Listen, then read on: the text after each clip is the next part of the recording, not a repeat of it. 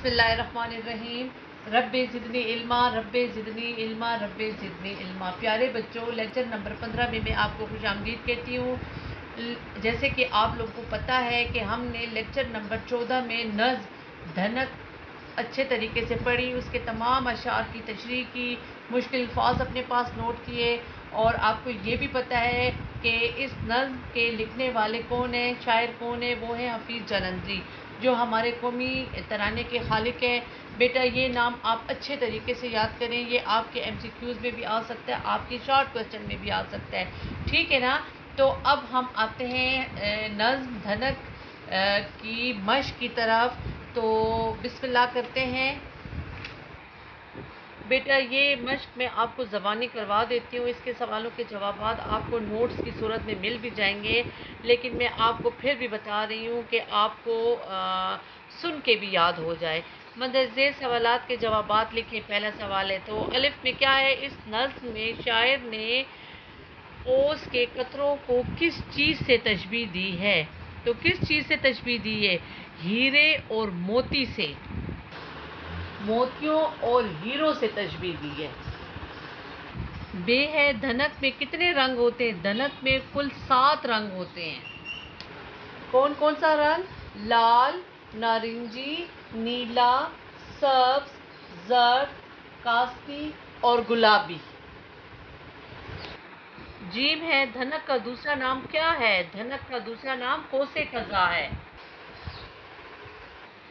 दाल है, इस नज़्म का खुलासा तहरीर करें। बेटा मैं आपको थोड़ा सा आपको बता भी देती हूँ इसके थोड़े से पॉइंट्स, और फिर आपने ख़ुद भी इसको लिखना है और आप इसको लिखने की कोशिश करेंगी। तो क्या कहते हैं इस नज़्म में शायर? बरसात के बाद आसमान पर बनी कोसे कज़ा की खूबसूरती और मंजर बयान किया जा रहा है, ठीक है ना। इस बरसात ने तमाम पत्ते, फूल, पौधे धुल गए हैं, और फिर थोड़ी देर बाद आसमान बिल्कुल साफ हो गया और सूरज निकल आया। सूरज की किरणों से पानी के कतरे हीरे और मोतियों की तरह चमकते लगे। आसमान पर कमान की सूरत में एक 7 रंगों की बनी हुई पट्टी यानी कोसे कज़ा नमूदार हुई, और ये धनक आसमान पर खूबसूरत नज़ारा पेश करती है। चूँकि हमने आशार में ये सारा कुछ लिखा है कि कोसे कज़ा कैसे बारिश बरसी, फिर कैसे कोसे कज़ा बनी, उसमें कौन कौन से रंग होते हैं, तो ये आप एक अच्छा खासा आपके पास आइडिया आ गया और आप अच्छे खासा इस पर खुलासा लिख सकती हैं। सवाल नंबर 2 है, तीसरे, 7वें और 9वें शेर की तशरीह करें। तो बेटा जितनी मैंने तशरीह आपको करवाई है, आप उसको सर्च करें, अपने लिए खुद ही ढूंढें और उसकी तशरीह फिर आप अच्छे तरीके से याद करें। सवाल नंबर 3 है, इस नज़्म में कई अल्फाज 2-2 बार इस्तेमाल हुए हैं, जैसे बूटा बूटा, डाली डाली वगैरह। नज़्म में से ऐसे अल्फाज के साथ जोड़े तलाश करें और उन्हें जुमलों में इस्तेमाल करें।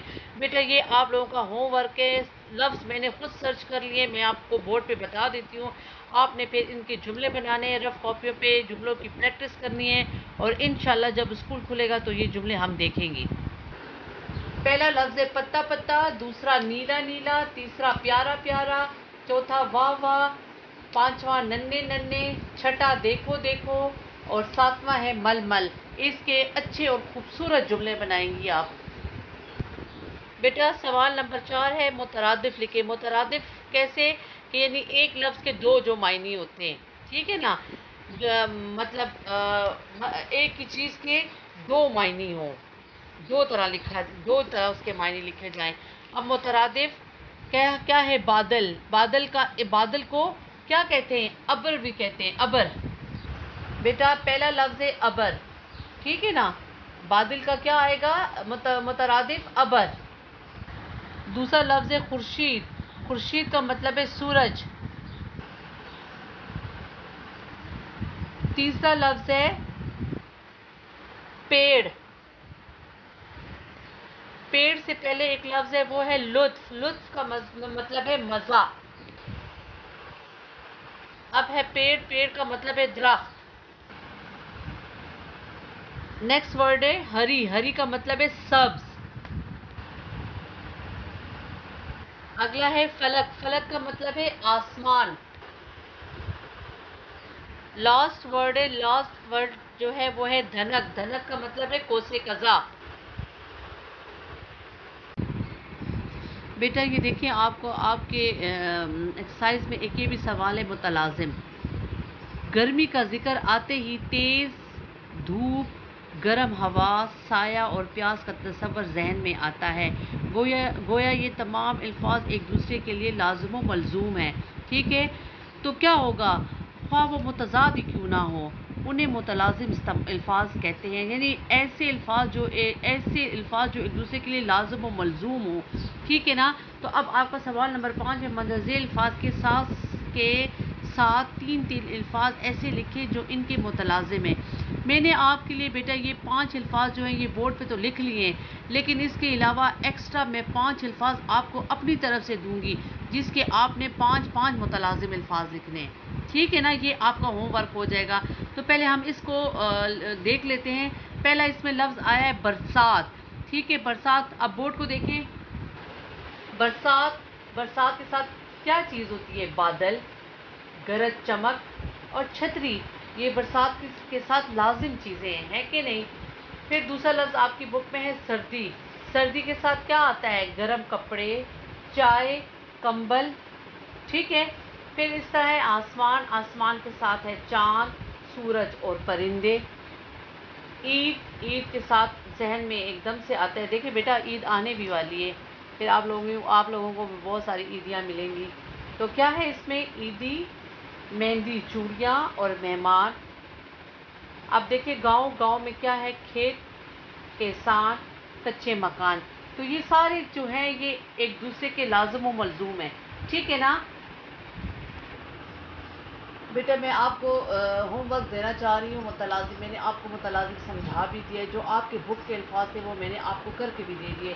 اب میں ذرا آپ کو ایک جنرل سا کویسچن دیتی ہوں. ان الفاظ کے متلازم لکھیں. اب یہ بیٹا آپ کو میں نے مسجد، اسکول، شادی، پارک، کرونا وائرس. ٹھیک ہے نا. یہ بیٹا 5 الفاظ ہیں. اب دیکھیے مسجد، مسجد سے ریلیٹڈ جو کچھ ہوتا ہے، اسکول سے ریلیٹڈ، شادی سے ریلیٹڈ، پارک سے. اور کرونا وائرس تو آج کل ہر طرف ہی اسی کے چرچے ہیں، ہے کہ نہیں؟ یہ کیسے ہوتا ہے، کیسے پھیلتا ہے، اس کے لیے کیا کیا ہونا چاہیے، کیا اس کے علامات ہیں. تو آپ تو بیٹا اس میں اچھے خاصے آپ اس کے متلازم الفاظ لکھ سکتے ہیں. تو متلازم الفاظ آپ نے کم از کم کتنے لکھنے ہیں؟ 5. ٹھیک ہے. یہ ہم خاص کر چھٹیوں کے بعد انشاءاللہ دیکھیں گے، اور ہو سکتا ہے کہ یہ کویشچن آپ کے ایگزام میں بھی ہم شامل کریں. تو بچوں آپ کو میں نے اس کی ایکسرسائز بھی کروا لی ہے بہت اچھے طریقے سے. اور میں تو کہتی ہوں کہ ایسے ہم لوگوں نے ہر ایک شعر کی تشریح کی ہے، ایک ایک سوال کیا ہے کہ ہمیں تو صرف سننے سے ہی تقریباً 50% ہمیں یاد ہو گیا ہوگا. اب آپ اس کے خود ہی اس کو یاد کریں اور اس کے چھوٹے چھوٹے سے ٹیسٹ بنائیں اور اس کی پریکٹس کریں، رف کاپیوں میں پریکٹس کریں، تاکہ جب انشاءاللہ اسکول کھلے گا اللہ تعالیٰ کے حکم سے تو ہم اس کا جو بھی سوال آپ کے پیپر میں یا ٹیسٹ میں شامل ہوگا تو آپ اس کو اچھے طریقے سے کر لیں گی. اور مجھے امید ہے کہ آپ کو میرے پڑھانے کی سمجھ آئی ہوگی اور آپ اس سے بہت فائدہ اٹھائیں گی. اور کوشش کریں کہ آپ اپنے ساتھیوں کو بھی یہ تمام معلومات شیئر کریں. ٹھیک ہے. اللہ حافظ.